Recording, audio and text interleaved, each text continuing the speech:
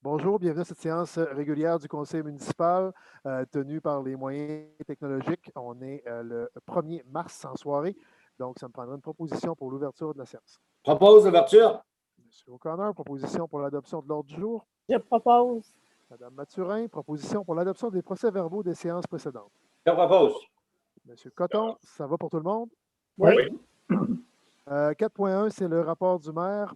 Donc, comme vous le voyez, le conseil municipal continue de donner l'exemple en utilisant les moyens technologiques pour ces séances. Le télétravail, on le dit tout le temps, c'est pas évident, puis on vient tous bien tannés de ça, mais on n'a comme pas le choix de s'adapter encore pour un petit bout. On est aussi bien conscient que les mesures sanitaires commencent à être lourdes à assumer pour plusieurs personnes.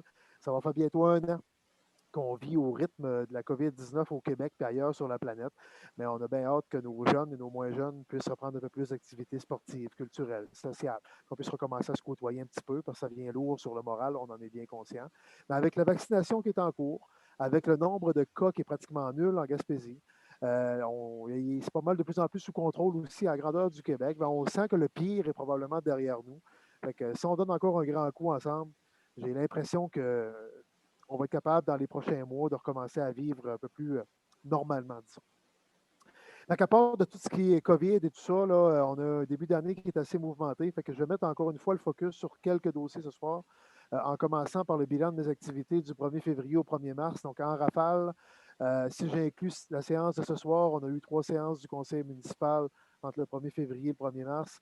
Une réunion du Conseil des maires de la MRC, 5 rencontres avec la santé publique et le CI3S, 4 rencontres de la table des préfets, une du regroupement des MRC de la Gaspésie, un CA de la Régime, un CA de la Régie de l'énergie Gaspésie-les-Îles, un comité d'analyse du FRR volet 1 avec le MAMACH, ancien programme phare. On a une rencontre de travail et une rencontre du CA de la Régie des matières résiduelles, un CA puis l'AGA d'Escale Gaspésie, où l'organisation a été mise en veilleuse le temps que l'industrie des croisières internationales puisse être relancée. Du côté de l'UMQ, j'ai eu un conseil exécutif, un bureau des dirigeants, un comité directeur du caucus des cités régionales. Puis en remplacement de la présidente, j'ai également officié au dévoilement d'un sondage CROP sur les perceptions des citoyens à l'égard des municipalités et des élus.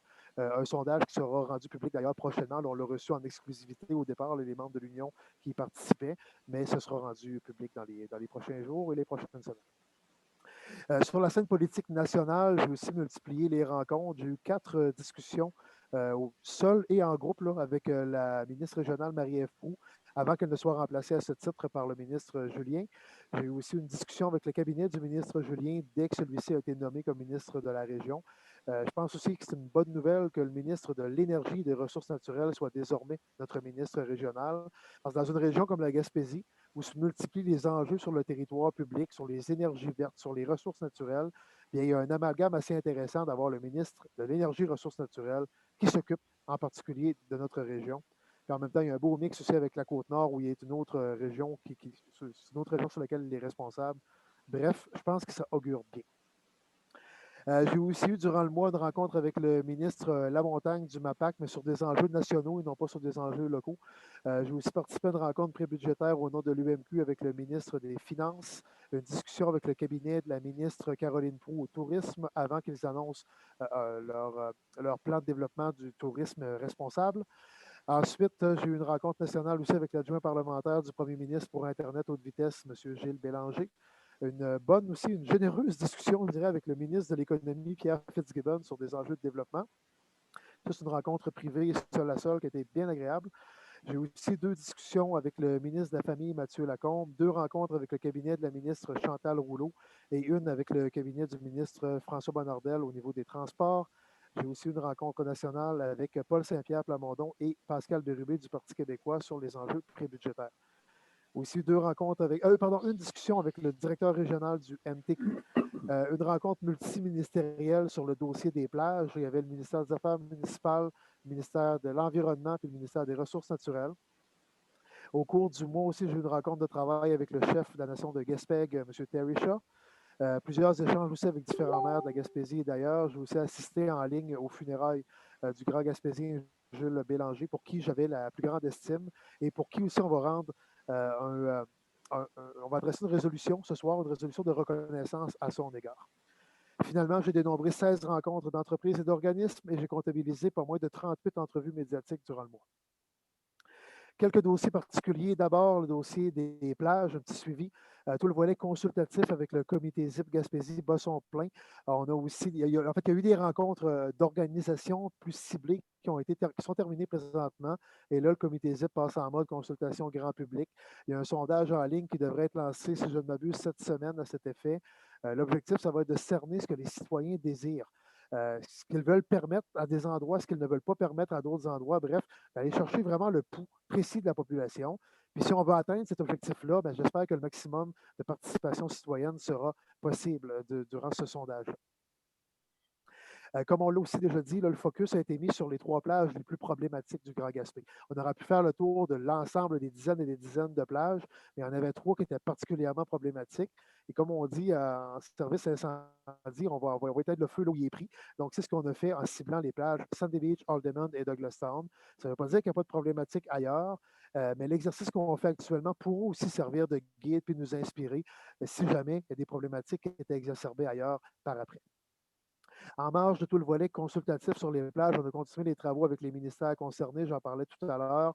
On s'est entendu sur la formule de bail de location du territoire public, autant avec le ministère des Ressources naturelles qu'avec le ministère de l'Environnement, qui a aussi des propriétés sur les plages. Donc, on est en train d'attacher toutes les ficelles. Dans les prochaines semaines, on devrait être capable de faire des grands pas aussi à cet effet-là. À travers tout ça, on poursuit les travaux pour cibler un site de débordement pour le camping. Si jamais il y avait du débordement sur nos sites de camping et aussi pour toute la question du van life, là, donc on travaille pour un site de débordement. Puis si la tendance se maintient, ce que j'ai appris du Parc national Forillon, c'est qu'il pourrait aussi avoir davantage de sites d'hébergement cet été que l'été passé, où ils devaient opérer l'été passé à moitié de leur capacité. Donc, s'il y a plus de place là, ça devrait aussi aider à régler la problématique du camping dans des endroits publics. Finalement, dernier point sur les plages, la ministre du Tourisme, Caroline Proulx, a lancé une belle initiative pour responsabiliser les touristes et assurer un meilleur développement touristique au Québec en respect des populations qui habitent ces territoires touristiques-là. Je pense que c'est un bon plan à long terme, puis je salue cette initiative-là. Il y a beaucoup, beaucoup, beaucoup de travail à faire dans ce sens-là, mais je pense qu'elle a mis le doigt sur le bobo et ça risque de nous aider à améliorer la situation à plus long terme. Autre dossier, logement. Après la mise en place de nos mesures incitatives obtenues avec une loi privée, on commence à sentir plus d'effervescence à cet effet-là, même si les, coûts de transport, les coûts de construction ont explosé ces derniers mois. Sans prêcher par excès d'enthousiasme, disons que là, on a différents promoteurs sérieux pour augmenter l'offre de logement locatif. Je rappelle aussi que d'ici 2 ans, il y a un total de 60 unités de logement qui vont être construites dans le secteur nord de la ville, les 12 à Petit Cap, les 48 du CI 3S à Rivière-au-Nord. Mais on sait que ça va en prendre beaucoup plus pour résorber la pénurie actuelle et prévisible. Et donc, on travaille vraiment très fort sur ce dossier-là. Puis en plus des travaux avec le privé, on travaille aussi politiquement pour obtenir des facilitants. Au-delà de la loi privée qu'on a eue, on réclame via l'UMQ, on réclame un programme qui soutenait la construction de logements privés entre 2003 et 2010 dans des villes comme les nôtres, là, où il y avait un très faible taux d'inoccupation. Donc, si on est capable de réussir à relancer ce programme-là, ce sera un incitatif supplémentaire pour les promoteurs. Ce sera une bonne chose pour nous. Même si la partie n'est pas gagnée d'avance, je veux juste vous dire qu'on travaille aussi sur ce front-là également. C'est quelque chose qu'on n'avait pas travaillé jusqu'à maintenant, mais là, on continue d'y travailler. Garderie, nos CPE, on le sait, on le répète, ils ont déposé pour plus de 180 places dans le dernier appel de projet du ministre. Je parle aussi souvent au ministre Lacombe sur les enjeux nationaux concernant les services de garde. Et c'est certain que si on travaille directement avec le ministre, ça ne peut pas nous nuire localement. Donc, on continue de presser le gouvernement pour qu'il assouplisse les règles, pour qu'on soit plus agile dans le déploiement de places en garderie. J'ai confiance que ça va continuer d'avancer. Puis il y a aussi de la place pour des initiatives privées sur le marché. Alors, on est une des rares régions en Gaspésie où il y a pas où le concept de garderie privée est très peu développé. En fait, la seule en Gaspésie, c'est une privée subventionnée qui est du côté de Rivière-au-Nord. Mais c'est le genre de choses qu'il y a à peu près dans toutes les régions du Québec, mais qui n'a pas levé à date en Gaspésie. Ça pourrait être aussi une autre piste de solution pour combler la pénurie. Dossier de transport, là aussi, on ne lâche pas le morceau. Là, au niveau du transport interurbain, vous l'avez vu avec la régime, on travaille sur un plan B pour éviter une rupture de service si jamais Keolis nous abandonnait. En transport aérien, normalement, là, le groupe d'intervention du ministre Bonardel, sur lequel je siège, devrait se réunir à nouveau en mars pour compléter son mandat sur les pistes de solutions à mettre en place en conclusion du rapport du professeur Jacques Roy, là, qui a été mandaté par le ministre pour revoir le modèle et cibler des solutions durables. En transport ferroviaire, les travaux de mise à niveau du rail vont aussi vite que prévu malgré la pandémie. C'est une bonne nouvelle. Donc, il y a des gens qui auront remarqué qu'il y a des travaux sur le rail qui ont été réalisés sur la voie entre Gaspé et Chandler. Donc, c'est signe que ça avance bien. C'est au niveau des ponts où c'est toujours plus complexe et c'est là où sont les délais. Mais jusqu'à maintenant, tous les échéanciers ont été respectés malgré la pandémie. En transport routier, on a une rencontre au mois de mars avec la direction régionale du ministère des Transports sur différents sujets. Donc, on va continuer de travailler aussi sur le volet routier. Puis, on continue aussi en parallèle à travailler sur la priorité numéro 1 de notre plan d'urbanisation portuaire, qui est l'axe routier permettant de relier le parc industriel des Augustines vers le rail et vers le port de mer. Il y a des plans et devis qui sont en cours à cet effet-là. C'est un dossier qui a déjà passé au Conseil. Donc, tout ça pour vous dire que ce dossier-là est aussi en cours. Et finalement, dernier point en transport, vous allez voir ce soir passer une résolution où on va confirmer la vente du terrain du parc des Augustines, un terrain qui appartient à la ville, dans le parc des Augustines, pour le vendre au MTQ pour leur nouveau garage. Donc, là, on avait passé il y a quelques semaines passées la promesse de vente, mais là, on passe à la vente. C'est signe que le dossier avance très bien. Avant de conclure, un petit mot rapide sur deux projets importants sur lesquels on travaille du côté de Rivière-au-Nord. Projet de piste cyclable va franchir une autre étape ce soir avec le règlement d'emprunt qui va pouvoir être adopté. On a reçu la confirmation de l'aide de Québec qui couvre près de 50 des coûts totaux. On a aussi d'autres partenariats qui sont en cours dans le dossier. Je pense à la MRC, je pense à d'autres partenaires du milieu également. On a un comité de travail qui est là-dessus aussi. Puis avec les plans complétés, on croit être en mesure de démarrer la réalisation de ce projet-là dans les prochains mois. Il reste une acquisition de propriété à finaliser. C'est le seul nœud qu'il nous reste, mais on a les moyens de le régler. Autre gros projet à Rivière-Nord qu'on entend parler, donc je viens que sécuriser les gens là-dessus, parce que des fois, les gens ont l'impression que ça avance pas vite, mais il y a des dossiers qui sont parfois un peu plus complexes que la moyenne. C'est un dossier de longue haleine, mais le projet de la capitale des pêches, là, où la revitalisation du cœur de village est vraiment très avancé. Les processus environnementaux sont finalisés, la participation financière de Québec est sécurisée, la participation fédérale est en train d'être attachée également. Donc, une fois cette dernière étape-là, le financement fédéral attaché, on va être capable d'aller de l'avant après près de 10 ans de travaux de coulisses, puis près de 10 ans de travaux avec un comité de bénévoles. Donc, on est sur le point d'être capable de franchir l'étape ultime puis de crier victoire. Mais je ne vais pas vendre la peau de l'ours tout de suite, mais disons qu'il ne manque pas grand-chose avant d'être capable de dire qu'on peut démarrer enfin cet ambitieux chantier-là. On a vraiment hâte de pouvoir l'offrir aux citoyens. Je sais que les gens arrivés hors Nord ont bien hâte de voir le projet, mais je peux bien vous dire qu'on a tout aussi hâte que vous autres de le voir aussi avancer. Puis on a hâte de voir des pelles mécaniques sur le chantier, nous autres aussi. On y travaille très fort encore. Avant de conclure, quelques mots de félicitations. D'abord, dans le cadre des Journées de la persévérance scolaire, le Conseil des maires de la MRC a rendu hommage au Centre de pédiatrie sociale L'Équipage pour l'ensemble de son œuvre, particulièrement pour tout ce que leurs professionnels et bénévoles font pour la réussite éducative de nos jeunes.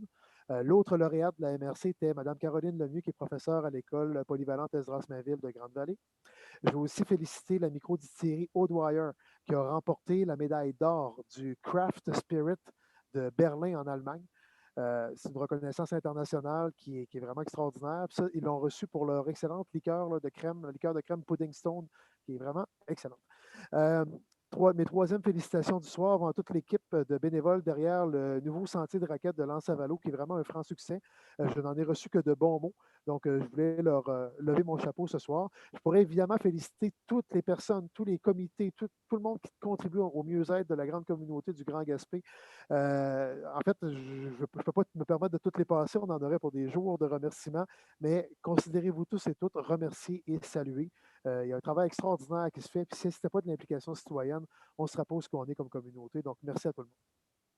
En conclusion, c'est la semaine de relâche, donc je me permets de souhaiter une bonne semaine de relâche à tous nos jeunes et à tout le personnel scolaire qui nous forme, qui forme notre avenir, si on veut. Je sais que ce n'est pas évident avec la pandémie là, pour les jeunes et pour les profs et toutes les affaires à l'école, mais tout ce que je peux vous dire, c'est que je sais que tout le monde fait son possible dans le milieu scolaire. Puis de notre côté, on fait notre possible aussi pour vous offrir au moins un peu d'activité durant la relâche avec l'aval des autorités de la santé publique. Je pense à tout ce qui a été aménagé dans les derniers temps, la piste cyclable qui a été damée par le comité des loisirs de Sandy Beach, Alderman, les centres de ski, les sentiers de raquettes un peu partout sur le territoire, les patinoires extérieures, les sentiers de motoneige.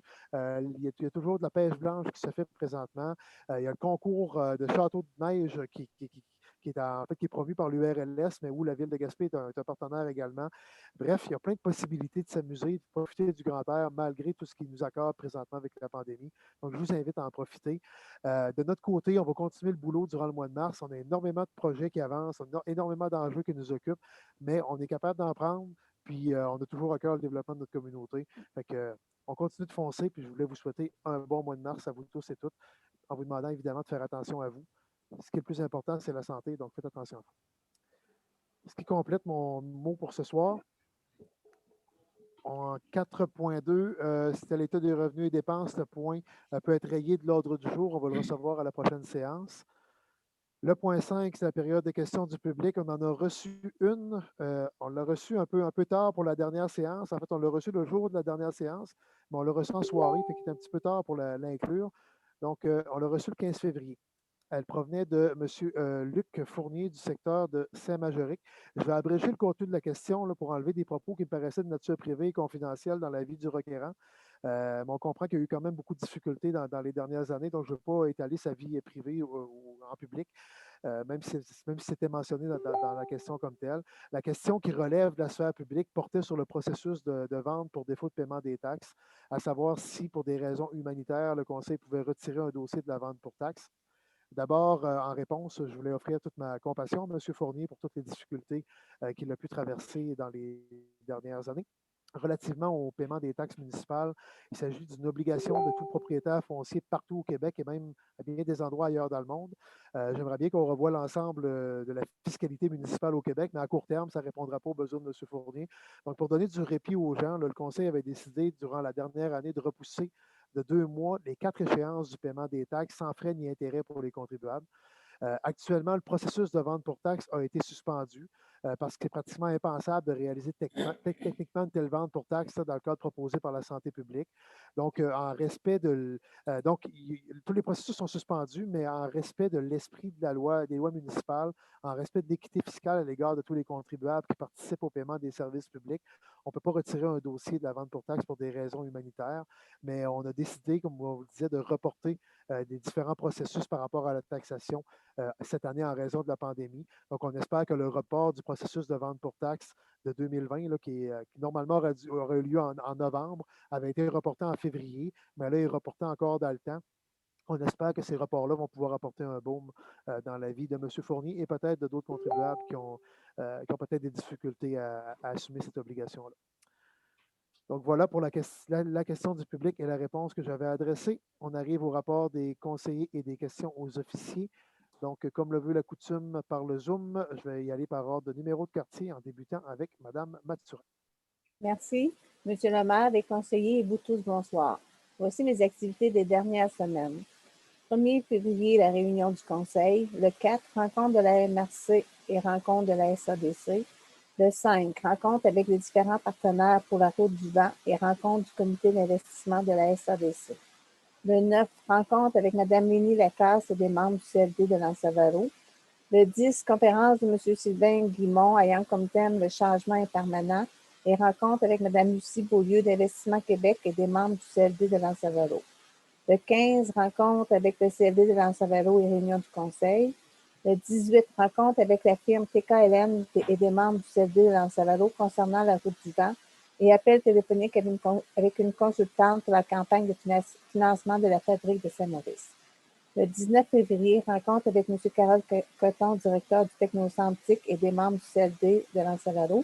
Le 23 février, rencontre avec Mme Caroline Smith et M. Simon-Philippe Lalonde concernant les projets de loisirs dans le quartier 1. Le 26 février, j'ai fait la visite du nouveau local pour les jeunes adultes de 18 à 24 ans à la Maison des jeunes de Rivière-Nord. Et aussi, j'ai eu une rencontre avec M.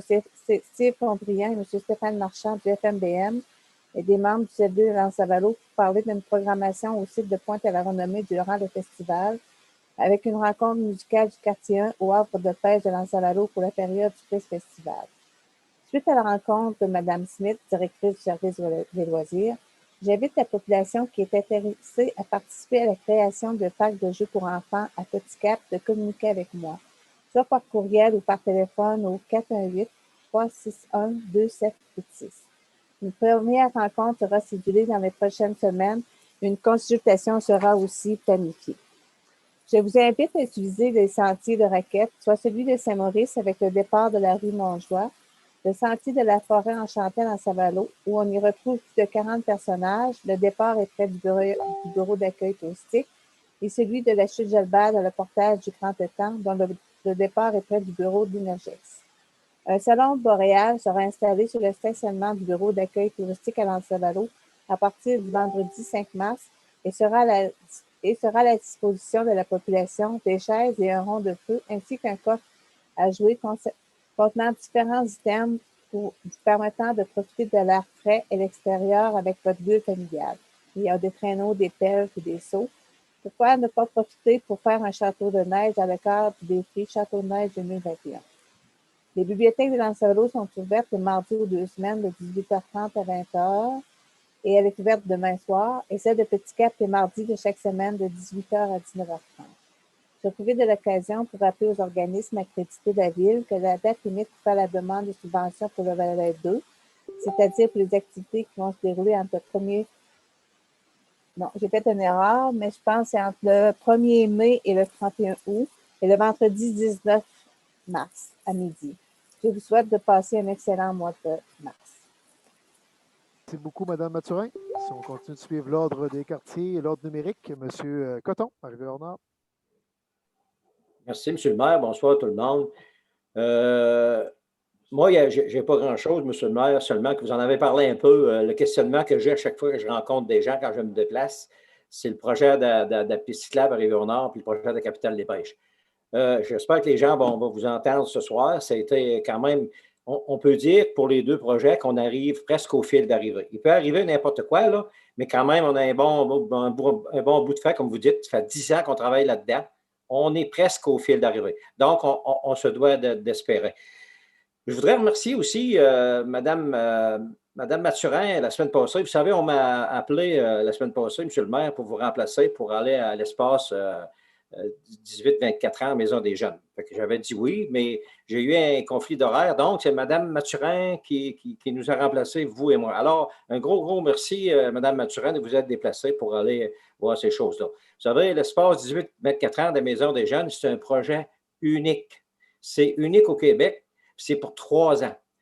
Ils se sont aperçus au fil du temps que les jeunes de 18-24 ans étaient laissés un peu pour compte, puis c'est comme pas normal. Donc, ils ont créé cet espace-là au 2e étage de la Maison des jeunes à Rivière-Nord. Donc, c'est une bonne nouvelle parce qu'ils vont encadrer ces gens-là, des fois qu'ils ont des problèmes aussi, puis ils ne savaient pas où aller. Ils vont devoir s'organiser pour récupérer des gens pour recevoir ces candidats-là, ces appels-là ou n'importe quoi, répondre à cette nouvelle demande-là. Donc, c'est extrêmement important pour notre communauté. Puis je m'engage, moi, à aller visiter cette semaine pour voir l'espace. Mme Mathurin l'a vu, elle m'en a parlé un peu. C'est numéro 1. Donc, c'est un plus pour notre communauté. Alors, c'est tout, M. le maire. Je vous remercie beaucoup. Bonne soirée tout le monde. Monsieur le maire, je voudrais juste peut-être dire que suite à cette visite-là, M. Reynald Després disait que si les personnes du conseil veulent aller visiter, ils ont juste à communiquer avec eux autres parce que c'est des visites guidées une personne à la fois. Parfait. Merci, Mme Mathurin, pour ce complément d'information. Merci, M. Coton, pour votre mot. Je passe au quartier numéro 3, M. O'Connor. Oui, merci, M. le maire. Bonsoir tout le monde. Bien, écoutez, tout se passe par téléphone avec les organismes en question. Là. Exemple, une discussion avec le comité de loisirs de Cap-des-Rosiers. Ça a été pareil avec le 100e anniversaire pour Cap-Roseau, le comité du 100e. Celui de l'Ancien des Fonds, le 150e, qui est en la même année aussi, cet été. 2 réunions de conseil municipal, une réunion de la MRC. J'avais une question là, au sujet de la limite de vitesse qui avait été demandée il y a une couple d'années par Cap-Roseau, tous les organismes en question, là, en l'occurrence la table de concertation au ministère de Transport pour diminuer la limite de vitesse dans le centre du village de Cap-Roseau. Là, il y avait 2 ou 3 demandes dans la même. Le ministère du Transport est débordé probablement avec la COVID, mais je pense que j'aimerais avoir un petit peu d'informations si on en a reçu pour informer les gens, là, mais je trouve que l'été s'en vient, puis ça ne bouge pas vite là, dans le moment. J'aimerais que le procédé soit opérationnel là, pour l'été, si c'est possible. Monsieur Fournier, est-ce que vous aviez des accusés de réception sur cette demande-là dernièrement?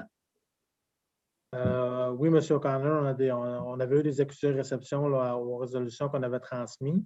Mais juste pour vous donner une idée, on a eu un dossier qui s'est réglé. Là, on a eu une réponse dans le mois de février pour une résolution dans le secteur de Rivière-Nord qu'on avait passé en octobre 2017. Puis dans la lettre, on nous mentionne, on ne fait pas mention par rapport à la COVID, mais ce qu'on dit, c'est qu'ils reçoivent beaucoup de demandes là, des différentes municipalités concernant les limites de vitesse. Puis c'est sûr qu'ils ont quand même un staff limité, fait qu'ils s'excusent des délais que ça cause, là, mais fait qu'on va les relancer quand même, là, parce que la résolution qu'on avait envoyée pour le secteur de Kaposo avait été faite là, après cette période-là. Là, je ne me souviens pas de l'année, puis on les a même déjà relancés. Donc, je ne peux pas vous garantir que ça va être en vigueur cet été, mais on va quand même les relancer pour voir s'il y a une possibilité de faire leur possible pour que, étant donné que c'est un secteur qui est achalandé pendant la période estivale, puis qu'il y a beaucoup de familles qui se rendent à la plage de Kaposo, voir s'il y a une possibilité de mettre un rush là-dessus ou au moins nous donner un échéancier là, pour aviser les citoyens du secteur. Ouais, ben merci, M. Fournier, parce que ça serait un plus pour les citoyens. C'est sûr qu'une année comme l'année passée, là, avec la circulation touristique là, dans le secteur de Kaposo, là, c'est dans une limite de vitesse, ça paraît à 50. Aussi, lors de la soirée, la réunion qu'on a eue à la MRC à Grande-Vallée, la semaine passée, j'avais intervenu avec mon policier parrain, là, qui a été interpellé là-dessus, puis il m'a dit qu'il était pour aller chercher des sources supplémentaires que je n'ai pas dans le moment, mais qu'il va il va m'informer là-dessus. Ben, en passant, ben là, ça travaille beaucoup, là, le comité du 100e de Kaposo, c'est lui de l'Anse-Riffon aussi, 150e. On va voir des choses passer. Exemple, le clocher d'église qui est allumé à 100 tout le tour à trois faces du clocher, c'est très beau. Puis ça, l'Anse-Riffon s'en vient aussi avec une vidéo. C'est toute la collaboration de la Ville de Gaspé, évidemment, au niveau du financement. C'est très, très important. C'est très apprécié de leur part. Fait que, ils nous disent merci souvent là-dessus, là, par courriel. En tout cas, on va voir ça passer au courant de l'été. Ça fait le tour pour moi, M. le maire. Merci. Très bien. Merci beaucoup, M. O'Connor. On suit l'ordre des quartiers. M. Fournier, c'est à vous. Oui, merci, M. le maire. Bonsoir tout le monde. Voici mes activités pour le mois de février. 1er février, séance du conseil municipal par vidéo. Le 11, j'ai eu un CA de la régie municipale des matières résiduelles aussi par vidéo. 15 février, séance du conseil municipal. 24 février, un CA du centre de ski Mont-Béchervaise, également par vidéo. Et en terminant, M. le maire, j'aimerais souhaiter une belle semaine de relâche scolaire à tous les étudiants et au personnel scolaire de la ville de Gaspé. C'est tout, M. le maire. Merci beaucoup, M. Fournier. La parole est à Mme Perry, quartier numéro 5. Merci, Monsieur le maire. Bonsoir, Mesdames et Messieurs. Je vous cite quelques-unes de mes représentations municipales que j'ai faites en février. Il y a eu les 2 rencontres du conseil, le 1er et le 15 février. Le 4 février, j'ai eu une rencontre virtuelle avec les représentants de la MRC. Ils nous ont présenté leur démarche de municipalité nourricière et ce qui pourrait être fait pour stimuler des projets de jardins communautaires. Le 10 février, une rencontre virtuelle avec les membres du service de la culture et des loisirs. C'est en lien avec l'achat de mobilier urbain pour le centre-ville. Le 10 février, également, une rencontre virtuelle avec les membres du comité de la politique, de lancement de la politique familiale, pardon. Le 11 février, une rencontre avec les membres du conseil d'administration du réseau Biblio Gaspésie-les-Îles. Le 12 février, c'était une journée du conseil d'administration avec le réseau Biblio Gaspésie. Le 22 février, j'ai eu une rencontre d'échange avec le maire. Le 23 février, j'ai participé à l'Assemblée générale annuelle du Festival Musique Bout du Monde. Le 24 février, j'ai également participé à une formation par webinaire avec Espace, anciennement Carrefour Action municipale et famille. Ça portait sur les conditions gagnantes pour la mise en œuvre et le suivi d'un plan d'action MADA, c'est-à-dire Municipalité Amie des aînés. Le 24 février, j'ai eu également une rencontre avec le service de la culture et des loisirs pour un peu compléter le dossier sur l'achat de mobilier urbain. 24 février, une rencontre en soirée avec les membres du comité consultatif d'urbanisme.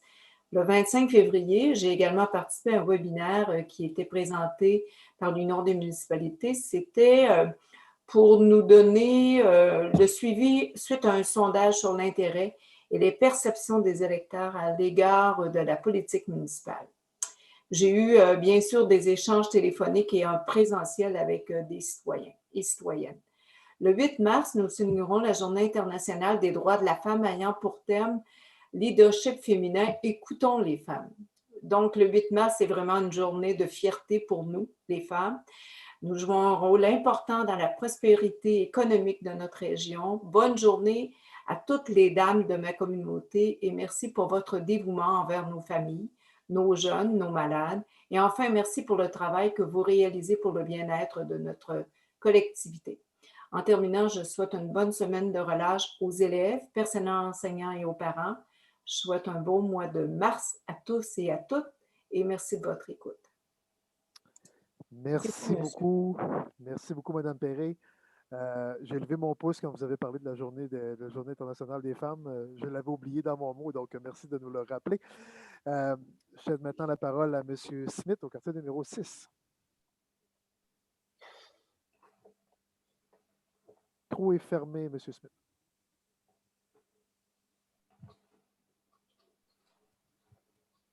On ne t'entend pas. Okay. Voilà, excusez-moi. Alors, pour le mois dernier, en plus des réunions régulières du Conseil, voici les rencontres auxquelles j'ai participé.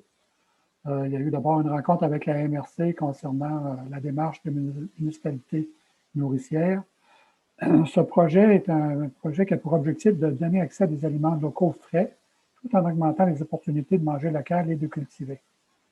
Il vise en quelque sorte une certaine autonomie et réappropriation d'un certain pouvoir sur notre alimentation et notre santé, et ainsi avoir un meilleur contrôle sur la qualité des aliments que l'on mange. Alors, vous allez sûrement en entendre parler au cours des prochaines semaines, des prochains mois.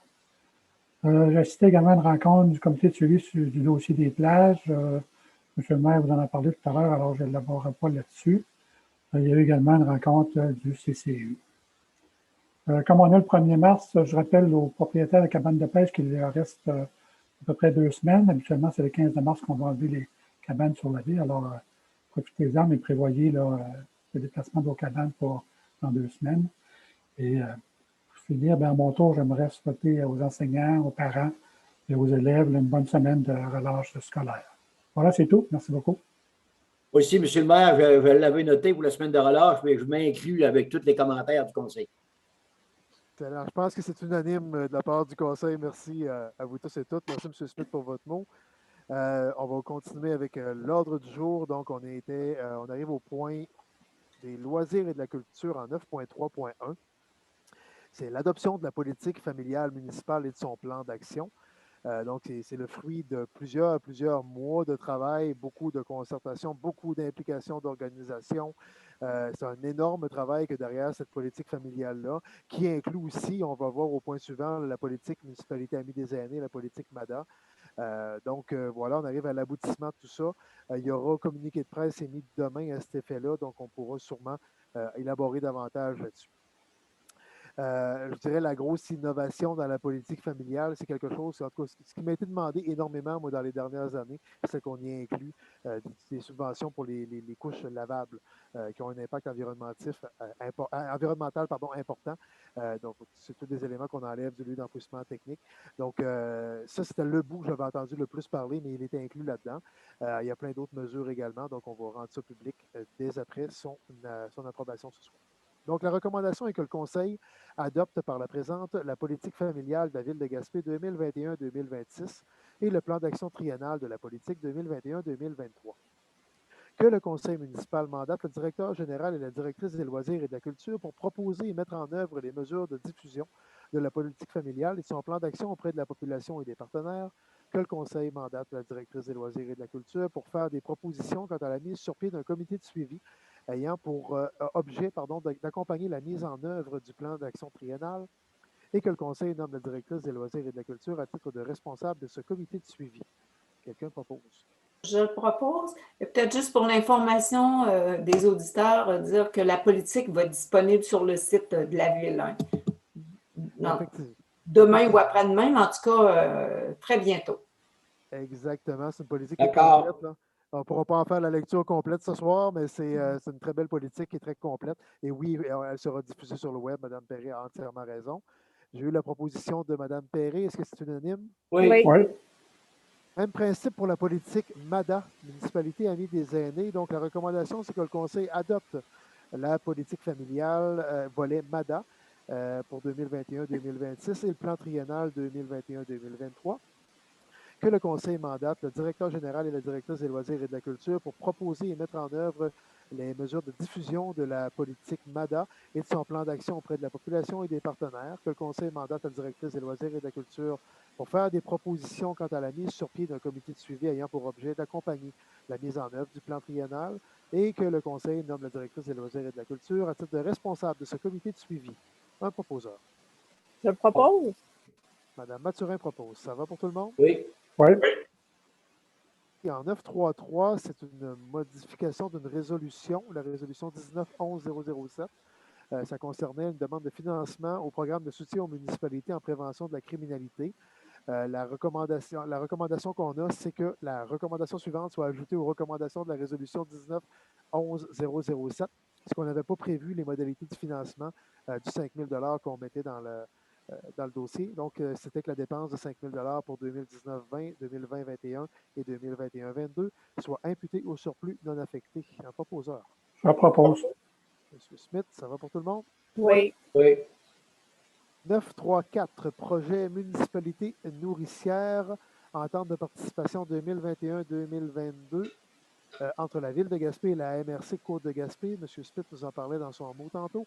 Donc, la recommandation, c'est que le Conseil autorise le maire et la greffière à signer l'entente de participation 2021-2022 entre la Ville de Gaspé et la MRC Côte-de-Gaspé, que le Conseil nomme le conseiller Justin Smith responsable du projet et désigne la directrice des loisirs et de la culture pour accompagner la mise en œuvre du projet et que ces personnes représentent la Ville sur le comité local municipalité nourricière. Je le propose. M. O'Connor propose. Ça va pour tout le monde? Oui. Excellent. Merci. M. Smith, vous acceptez? Absolument. Excellent. En 951, en service administratif, c'est l'adoption du budget de l'Office municipal d'habitation de Gaspé. Donc, comme on le fait à tous les ans. Et le pourquoi on l'adopte, c'est que la Ville est responsable de 10 du déficit d'opération. Et le reste est à la charge de la Société d'habitation du Québec. La recommandation est que la municipalité approuve les prévisions budgétaires 2021 de l'Office d'habitation de Gaspé au montant de 1 734 909 et que la participation de la municipalité au montant de 100 480 $, donc c'est le 10 du déficit d'opération, soit imputé au code budgétaire 02 370 00 962. Un proposeur. Je propose. M. Fournier propose. Ça va pour tout le monde? Oui. Dans les points du service juridique en 961, demande d'utilisation du territoire public pour le lot 4 55 306 cadastres du Québec au ministère de l'Énergie et des Ressources naturelles. C'est dans le secteur de l'aéroport. C'est pour revoir certaines modalités d'un bail de territoire public au niveau d'un aérogare, pas d'aérogare, mais au niveau d'un hangar, pardon, qui est occupé par Air Gaspé Inc. Jusqu'à il n'y a pas longtemps. Donc, la recommandation, c'est que la greffière et le directeur de l'aéroport et des services administratifs soient autorisés à signer tous les documents requis dans le cadre de cette demande d'utilisation du territoire public. De façon très directe, c'est que relié à l'occupation du hangar, il y a l'exploitation d'une ligne aérienne qui serait obligatoire selon le bail. Évidemment, comme la Ville a des intérêts dans le dossier, la Ville n'a pas un repos de liaison aérienne. Là, fait que ça devient une condition qui est un peu superflue. Donc, on demande de la faire sauter. Là. Fait que c'est ça la modification qui est demandée. Quelqu'un le propose? Je propose. Monsieur Smith, ça va pour tout le monde? Oui. Deux prochains points, c'est des processus finaux pour des dérogations mineures. Dans 962, c'est pour Mme Laurie-Isabelle Denis. La recommandation est que le Conseil de la Ville de Gaspé accepte la demande de dérogation mineure de Mme Laurie-Isabelle Denis pour le lot 5 762 745 cadastres du Québec, dans le secteur de Saint-Majoric. Que la dérogation mineure admise consiste en la réduction de 18 mètres de la profondeur de l'eau constructive par rapport à la profondeur de 60 mètres établie à l'article 5.3 E4 du règlement de lotissement 1157-11, et la réduction de 246 mètres carrés de la superficie d'un lot constructible par rapport à la superficie de 3700 mètres carrés établie à l'article 5.3E4 du règlement de lotissement 1157-11 afin de permettre la subdivision d'un lot, afin de créer 2 lots constructibles, dont un lot ayant une profondeur de 42 mètres et une superficie de 3454 mètres carrés. Il y a eu tout le processus consultatif préalable par écrit. Personne ne s'est manifesté, donc ça me prendrait une proposition. Je le propose. M. Fournier le propose. Ça va pour tout le monde? Oui. Même principe en 963 pour une demande déposée par Maître Isabelle Simard, qui est notaire à ce dossier-là. La recommandation, c'est que le Conseil accepte la demande de dérogation mineure déposée par Maître Isabelle Simard pour la propriété située au 871 boulevard de Lens à Vallot.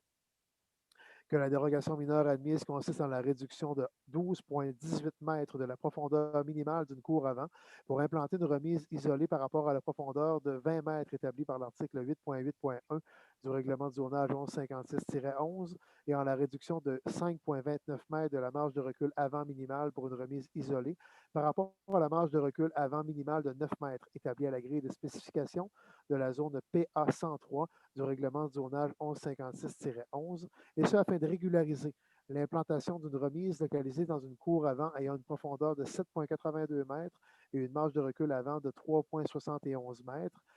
Juste pour le préciser, on est dans un endroit où il y a une suremprise énorme là, du ministère des Transports, ce qui permet que logiquement, ça puisse facilement être accordé, cette dérogation mineure-là. Aussi, le processus consultatif par écrit a eu lieu. Il n'y a personne qui s'est manifesté dans le dossier, donc on est rendu au stade de l'adoption finale. Quelqu'un le propose? Je le propose. Madame Mathurin, ça va pour tout le monde? Oui. En 9.6.4, paiement de facture pour les quotes-parts dans les fonds de garantie du regroupement Bas-Saint-Laurent-Gaspésie de l'Union des municipalités du Québec. Donc, c'est nos fonds d'assurance. La recommandation est que le Conseil autorise le directeur des services administratifs à acquitter la facture de l'UMQ au montant de 30 025,35 $ plus les taxes applicables et que ce soit imputable au code 02 190 00 420. Un proposeur. Propose. Monsieur O'Connor, ça va pour tout le monde? Oui. Point de direction générale 971. Demande de la coopérative d'initiation à l'entrepreneuriat collectif. C'est un projet là, du Carrefour Jeunesse Emploi habituellement qui fait travailler des jeunes durant l'été. Donc, on a toujours un partenariat pour des menus travaux avec eux. Donc, ils nous ont fait la demande suivante qu'on a une recommandation d'accepter. Donc, c'est que le maire et la greffière soient autorisés à signer un protocole d'entente avec la coopérative d'initiation à l'entrepreneuriat collectif pour un montant de 1 000 pour la période 2020, la période estivale 2021. Le tout sous réserve de l'approbation du syndicat des travailleuses et travailleurs municipaux de la ville de Gaspé. Que la direction des travaux publics soit chargée de transmettre une liste des travaux à être réalisés au cours de l'année 2021 et que ce montant soit imputé au poste 02 701 58 419. Je propose. Proposé par M. Coton. Ça va pour tout le monde? Oui. Merci. En 972, aide financière au Centre de pédiatrie sociale en communauté de la Côte de Gaspé. La recommandation est que le Conseil accorde une aide financière de 20 000 pour l'année 2021 au Centre de pédiatrie sociale en communauté de la Côte de Gaspé pour la réalisation de sa mission. Je rappelle que le Conseil avait accepté de financer pour 20 000 par année les 3 dernières années du Centre de pédiatrie sociale. C'était pour leur démarrage. Ils ont besoin encore de ce coup de pouce-là pour continuer leur mission. Et le Conseil nous a dit qu'on était prêt à aller de l'avant pour les soutenir. Je pense qu'ils ont fait leur preuve dans le milieu. Et finalement, que la dépense soit plutôt surplus non affecté. Quelqu'un le propose. Je propose. Monsieur Coton, ça va pour tout le monde? Oui. Merci. En 973, j'en parlais dans mon préambule, c'est la reconnaissance à l'égard de Feu Jules Bélanger. Puis celle-là, je pense que je vais la lire au complet, incluant les considérants là, qui sont assez évocateurs. La résolution se lit de la manière suivante. On dit considérant l'œuvre exceptionnelle de M. Jules Bélanger, notamment dans le développement de l'éducation, des communications et de la culture, considérant qu'il fut un Gaspésien enraciné, assoiffé d'histoire et de culture, considérant qu'il fut membre fondateur des organismes suivants. Membre fondateur du Prêt d'honneur aux Gaspésiens, membre fondateur du Centre des jeunesses musicales canadiennes à Gaspé, président du comité d'implantation du Collège d'enseignement général et professionnel de la Gaspésie et de la Madeleine, membre fondateur de Diffusion Gaspésie, membre fondateur des éditions du Pharion Inc., membre fondateur du conseil d'administration provisoire de Radio-Gaspésie et du premier conseil d'administration de Radio-Gaspésie, membre fondateur de la fondation de la Société historique de la Gaspésie, président fondateur de Protex Enregistré, qui est un service de recherche en sciences humaines, en histoire régionale, en toponymie, etc. Considérant les nombreuses distinctions honorifiques et reconnaissances qui lui ont été décernées. En 1983, le prix Esdras Mainville Érudito Radio-Québec UQAR. 1983, mérite de l'Association des musées canadiens à Saskatoon. En 1984, le prix Mériteur de la Chambre de commerce de la Gaspésie. En 1986, l'intronisation comme membre du Cercle des bâtisseurs Molson. En 1990, le prix du Cercle de presse de la Côte de Gaspé. En 1993, le titre de bâtisseur décerné par la Caisse populaire de Gaspé. En 1994, un doctorat honoris causa de l'Université du Québec à Rimouski. En 1998, le prix CLIO, section Québec de la Société historique du Canada. En 2006, il a été reçu officier de l'Ordre national du Québec. En 2016, il a reçu le prix Gérard Morissette. Et j'ajoute qu'il a été aussi nommé membre, en fait, qu'il a été nommé récipiendaire de l'Ordre de la Gaspésie également au tournant de 2015-2016, si ma mémoire est fidèle. On pourra l'ajouter à la résolution écrite. Ensuite, considérant ses nombreuses implications au sein de la communauté, considérant que nous avons perdu un de nos grands bâtisseurs, il sera proposé et résolu que le Conseil adopte une motion pour souligner l'apport exceptionnel de M. Jules Bélanger au développement de la Gaspésie, de Gaspé et du Québec en entier. Je présume que Mme Perry fera la proposition étant rédactrice de la majorité de cette résolution, n'est-ce pas? Oui, avec plaisir. Oui, je propose cette résolution-là. Je présume que c'est unanime? Oui. Oui. Je poursuis avec la séance et vous me pardonnerez le fait d'avoir lu tous les considérants. Je trouvais important de mettre en exergue une bonne partie des accomplissements de M. Bélanger. En 974, c'est une vente du lot 7 399 066 cadastres du Québec à la Société québécoise des infrastructures. J'en parlais dans mon préambule. C'est après avoir signé la promesse de vente il y a quelques semaines, c'est la vente finale du terrain du Parc des Augustines au MTQ. Donc, la recommandation, c'est que le Conseil autorise le maire et la greffière à signer l'acte de vente du lot 6 399 066 cadastres du Québec entre la Ville de Gaspé et la Société québécoise des infrastructures pour un montant de 206 152,80 plus les taxes applicables. Que le directeur général ou la greffière soit autorisé à y apporter des modifications mineures. Et ça se termine là, je croyais. En fait, je présume qu'on doit autoriser aussi le maire et la greffière à signer le contrat de vente. Donc, on l'ajustera aussi par écrit. Donc, quelqu'un le propose? Propose. Je l'ai entendu en double. Je prends la proposition de M. Smith. Ça va pour tout le monde? Oui. Oui. Excellent.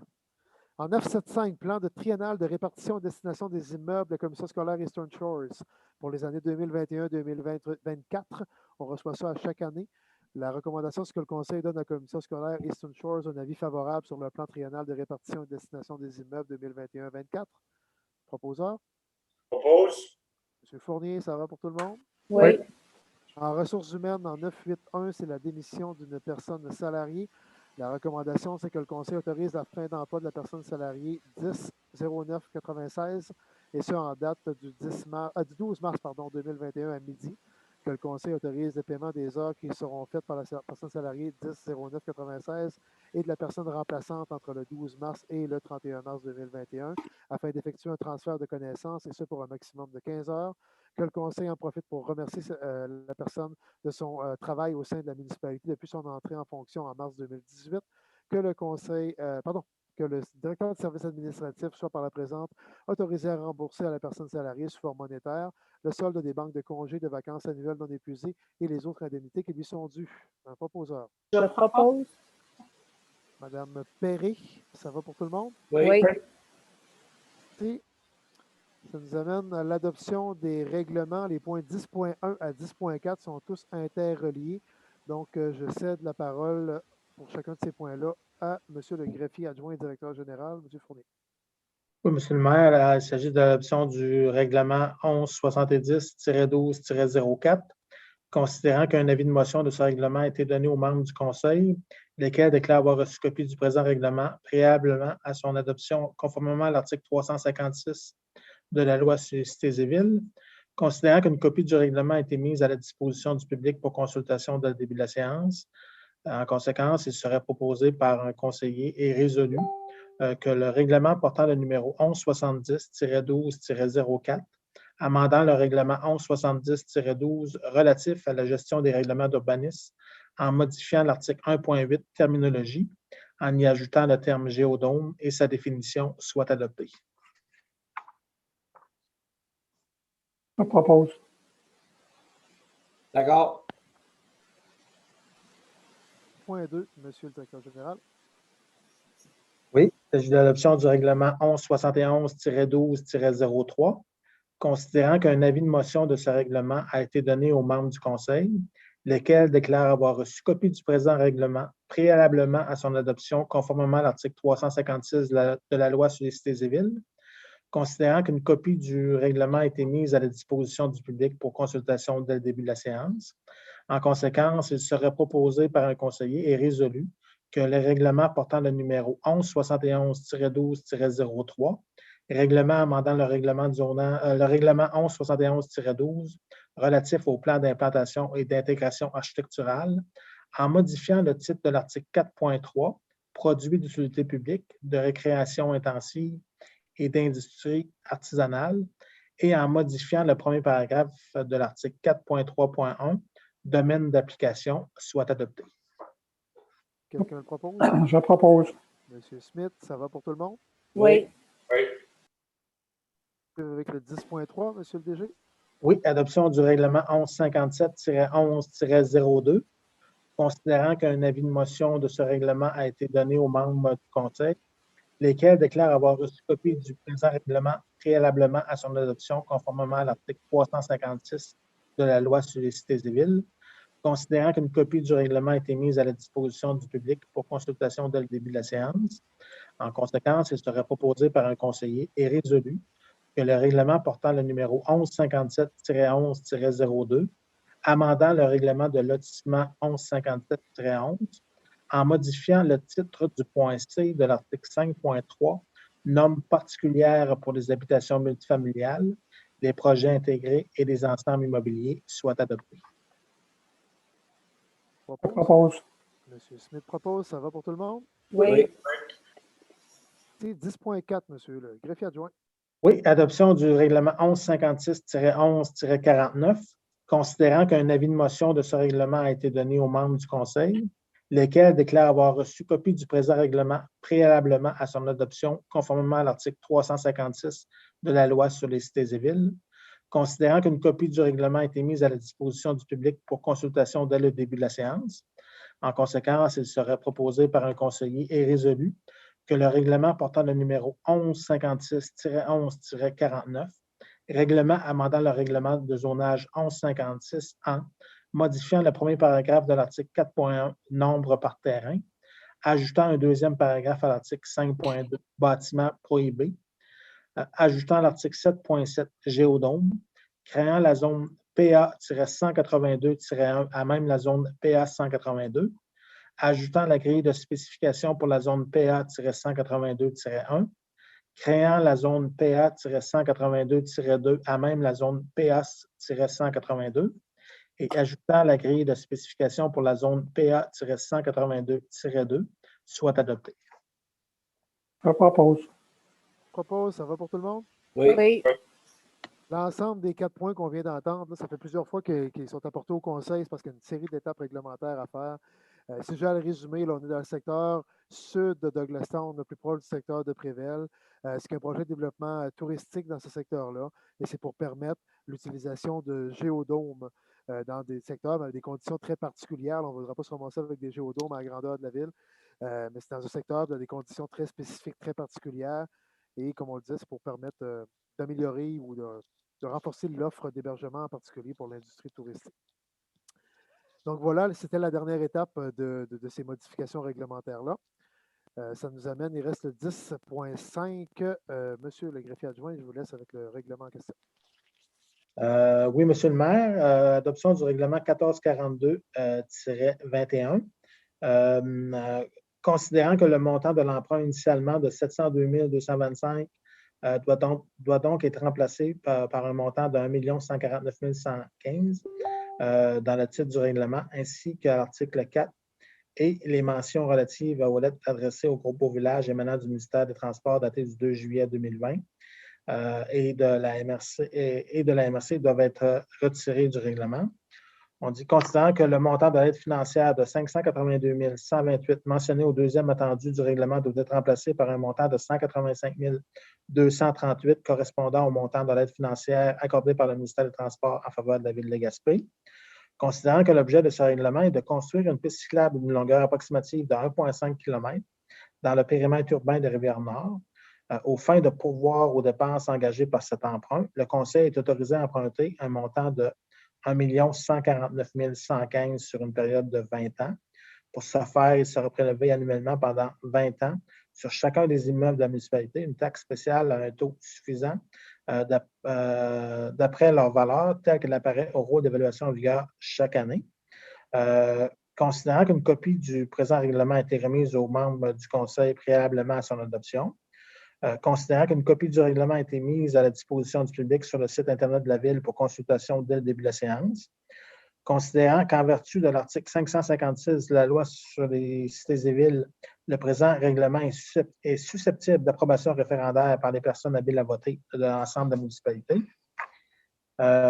considérant que ce règlement devrait normalement être soumis à l'approbation des personnes habiles à voter, considérant que le Conseil a décidé de poursuivre la procédure d'adoption du règlement en l'adaptant afin qu'elle se tienne à distance dans le cadre d'une procédure de réception des demandes écrites de scrutin référendaire de 15 jours, considérant que ce processus est dû en vertu des mesures sanitaires présentement en vigueur, il serait proposé par un conseiller et résolu que le règlement d'emprunt, que le règlement portant le numéro 1442-21 décrétant une dépense de 1 334 353 et un emprunt de 1 149 115 pour des travaux de construction d'une piste cyclable dans le secteur de Rivière-Nord soit adopté, que la procédure référendaire soit tenue dans le cadre d'une procédure de réception des demandes écrites de scrutin référendaire de 15 jours. M. Coton a donné l'avis de motion. Juste préciser, là, en fait, M. Fournier l'a bien expliqué là, dans son préambule, la différence, en fait, la part municipale sera la même à la fin. S'il y a des difficultés techniques au niveau d'une aide financière qui a été reçue par le comité de bénévoles au lieu d'être reçue par la ville, donc on ne peut pas l'impacter sur le montant directement, mais on sait qu'on va l'avoir, là, mais sauf qu'on ne peut pas l'impacter sur le montant de l'emprunt comme tel. Puis c'est la même chose au niveau d'une aide de la MRC aussi, où il y aura une modification technique pour l'impacter directement sur l'emprunt, plutôt que de parce que les demandes avaient été faites par le comité de bénévoles, donc les chèques avaient été émis au comité de bénévoles. Et tant que les chèques sont au comité de bénévoles, on ne peut pas l'impacter nous-mêmes sur notre emprunt. C'est pour ça qu'il y a des switches à faire administratifs, mais au final, ça va être exactement la même part municipale que ce qu'on s'était engagé à faire. Fait que, voilà. Fait que M. Coton l'a proposé. Est-ce que ça faisait l'unanimité? Oui. Parfait. Je vous remercie beaucoup. Donc, M. Coton, quand vous recevez des commentaires à savoir si le dossier avance, mais vous avez une autre preuve concrète que le dossier avance bien. Il nous reste un point avant la clôture, c'est le 12.1, comité consultatif d'urbanisme. On a pris connaissance de tous les points qui étaient contenus au rapport du CCU. Donc, on demanderait une recommandation pour l'adoption en bloc avec la particularité que les consultations devront se faire par écrit, là, moyennant l'avis public préalable de 15 jours publié sur le site Internet de la Ville, conformément au règlement 1388-19 relatif aux modalités de publication des avis publics en ce qui concerne les demandes de dérogation mineure présentées au CCU le 24 février 2021. Donc, est-ce que quelqu'un propose en bloc? Je propose. M. O'Connor le propose. Ça va pour tout le monde? Oui. Excellent. Il n'y a pas de deuxième période de questions du public. Est-ce que quelqu'un est assez fort pour lever l'Assemblée? Lève. M. Fournier est notre homme fort. Fait que parfait. Merci tout le monde et à bientôt. On peut arrêter l'enregistrement.